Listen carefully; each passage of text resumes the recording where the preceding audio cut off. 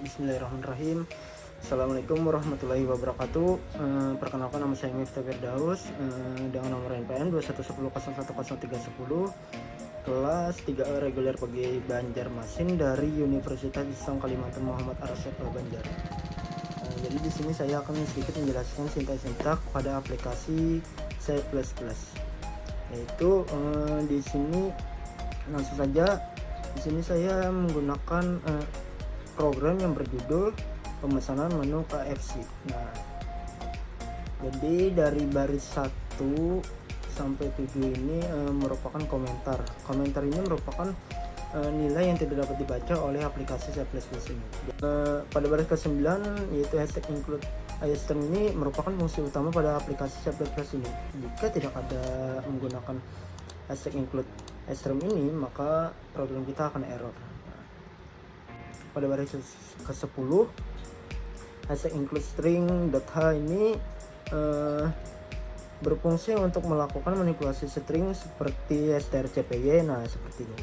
Nah, jika tidak menggunakan hashtag include string.h ini, maka bagian percabangan strcpy ini, string atau string copy ini akan error.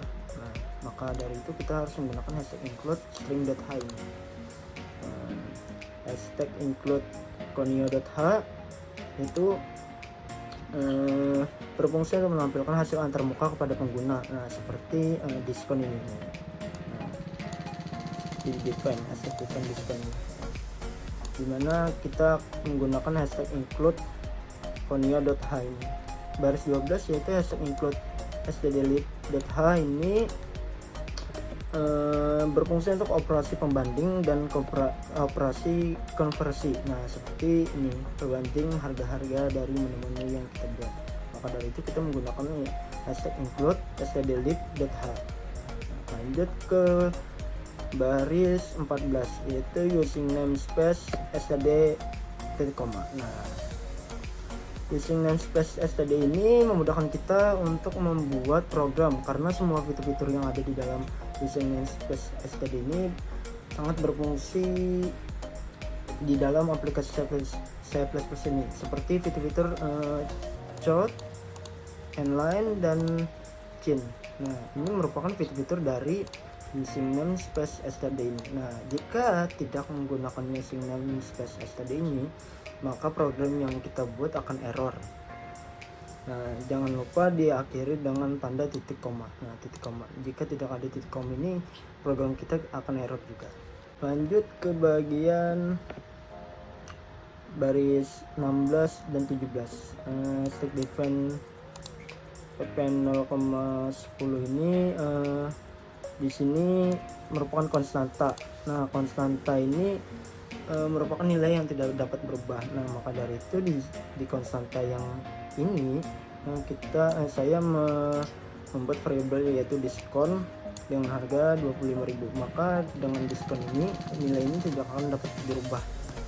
Nah, karena ini menggunakan konstanta, nilai yang tidak dapat berubah.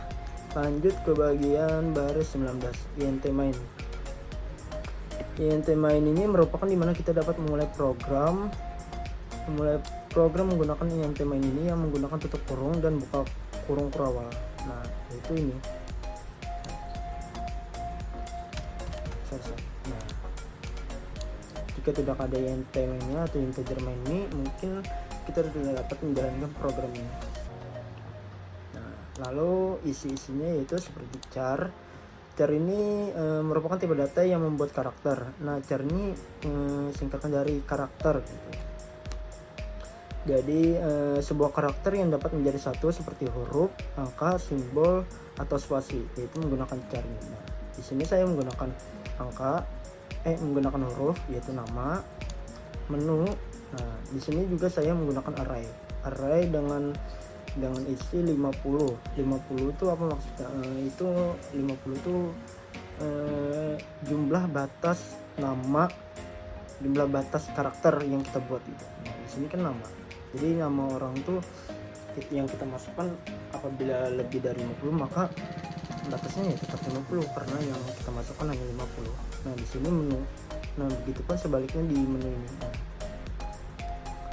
itu Terus jangan lupa dikasih tanda titik koma.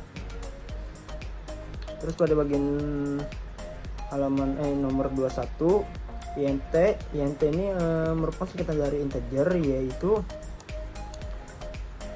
fungsinya untuk menggunakan variabel yang isinya bilangan bulat. Nah, bilangan bulat seperti yang di sini saya memasukkan jumlah makanan, total, bayar, kurang, bonus, pajak, kembalian, dan lain-lain. Nah, di sini di bagian harga sini saya memasukkan juga array, yaitu dengan jumlah 7. Apa yang dimaksud jumlah 7 ini? Jumlah 7 ini yaitu jumlah harga atau menu yang kita buat ini hanya sampai di nomor 7 saja, tidak ada lebih atau kurang. Nah, jadi yang kita masukkan hanya angka 7. Di sini dalam buka kurung awal sampai tutup kurung awal ini merupakan harga-harga dari menu tersebut. Lanjut ke bagian bol. Nah, bol ini merupakan singkatan dari boolean, yaitu merupakan jenis memori yang dapat mewakili satu nilai dari dua pilihan, yaitu true atau false. Nah, di sini saya menyebutkan saldo.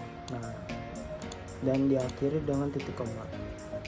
Lanjut ke 25 sampai 41. Nah, di sini yang diawali dengan do, yang dimana do ini merupakan boolean yang merupakan menentukan nilai dari isi dari do.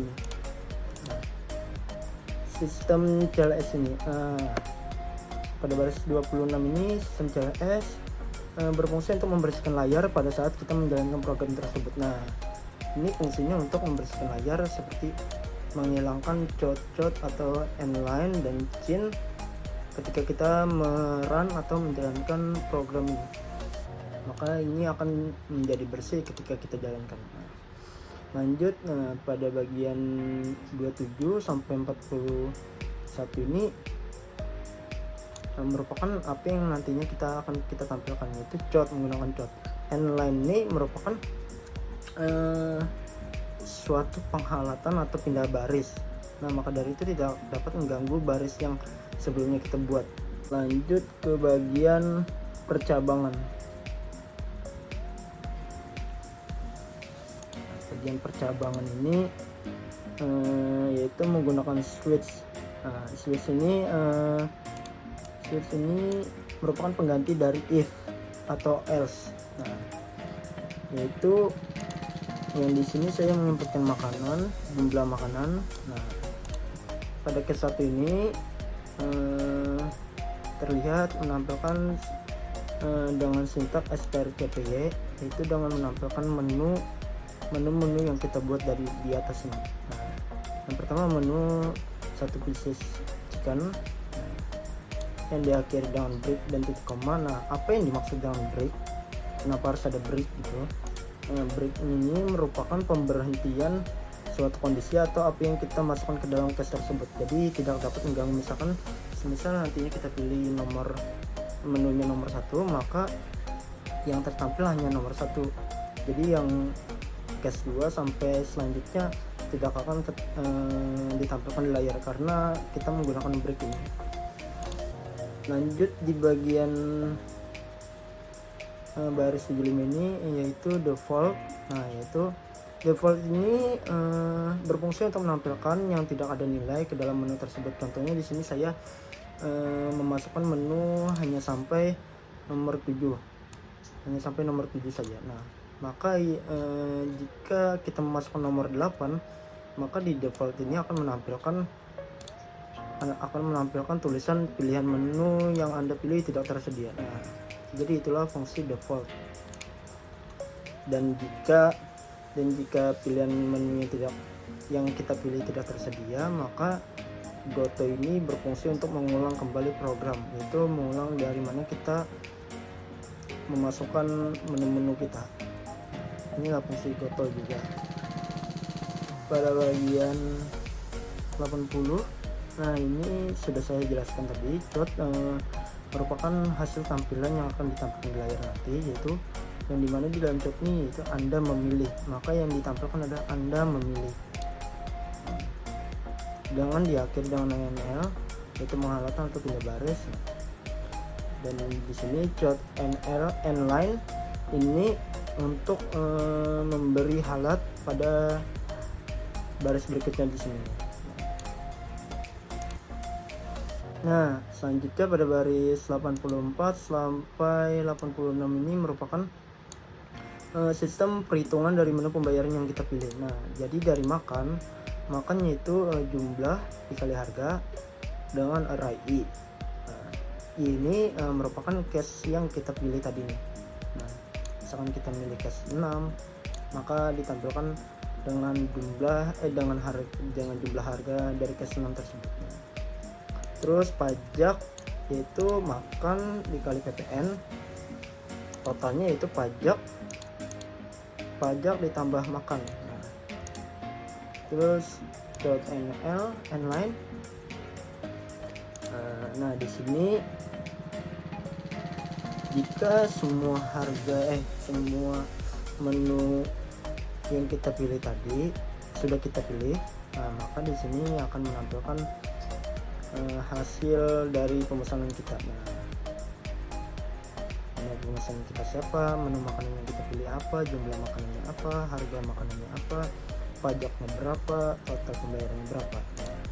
Jadi, nah di sini saya ingin sedikit menjelaskan nih, /t ini berguna untuk memberikan tab pada program yang kita jalankan.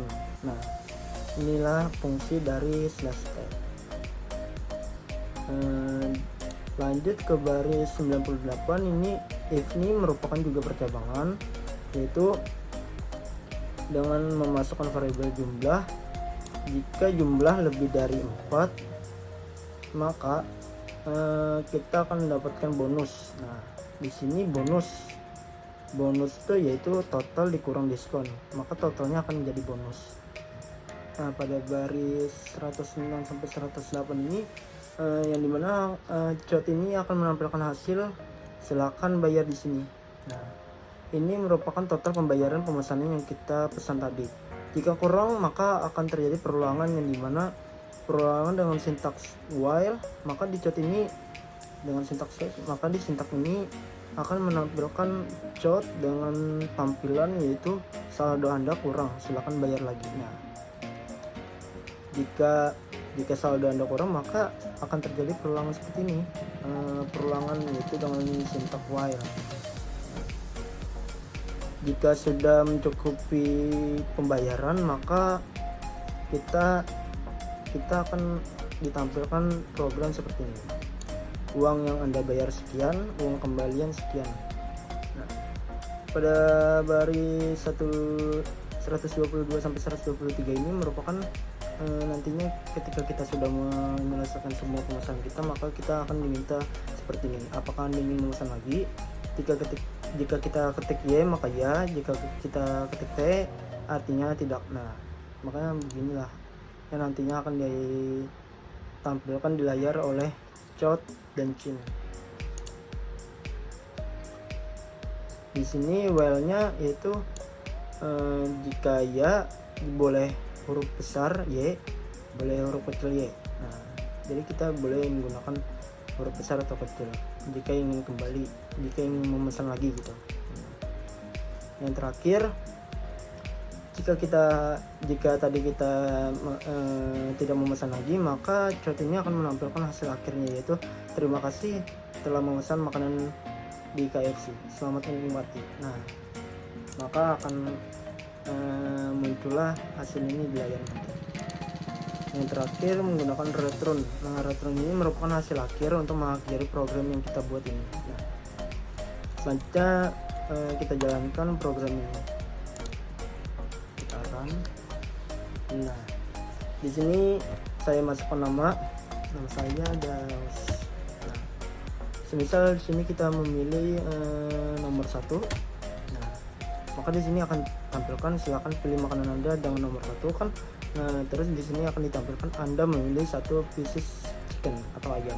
Nah, jumlah makanan yang kita beli atau porsi yang kita beli itu sebanyak 2 ya, semisal ya. Maka di sini akan ditampilkan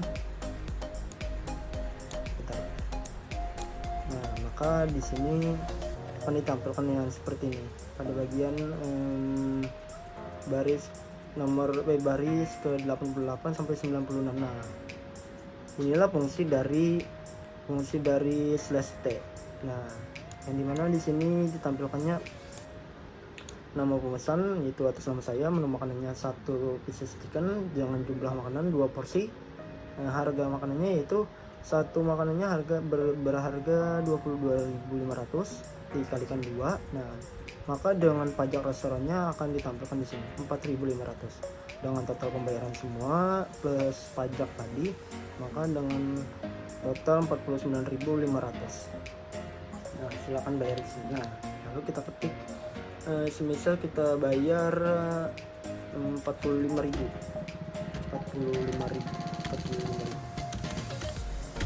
Nah, maka di sini akan menampilkan hasil saldo Anda kurang, silakan bayar lagi. Nah, jadi kita bayar lagi semisal 5.000. Maka yang terjadi maka yang ditampilkan inilah saldo Anda kurang. Nah, maka yang ditampilkan yaitu uang yang Anda bayar 50.000, uang kembalian dengan 500. Nah, di sini yaitu kita diperintah yaitu apakah Anda ingin memesan lagi. Nah, jika kita ketik Y artinya iya, jika kita ketik T artinya tidak. Nah, semisal kita memesan lagi, kita ketik Y, nah, maka program ini akan mengulang kembali dimana kita memulai kembali pemesan dari awal. Ya, mungkin cukup sekian penjelasan dari saya. Mohon maaf apabila ada salah kata atau penjelasan saya yang berbelit-belit, mohon dimaafkan. Mohon maaf salah hilaf. Wassalamualaikum warahmatullahi wabarakatuh.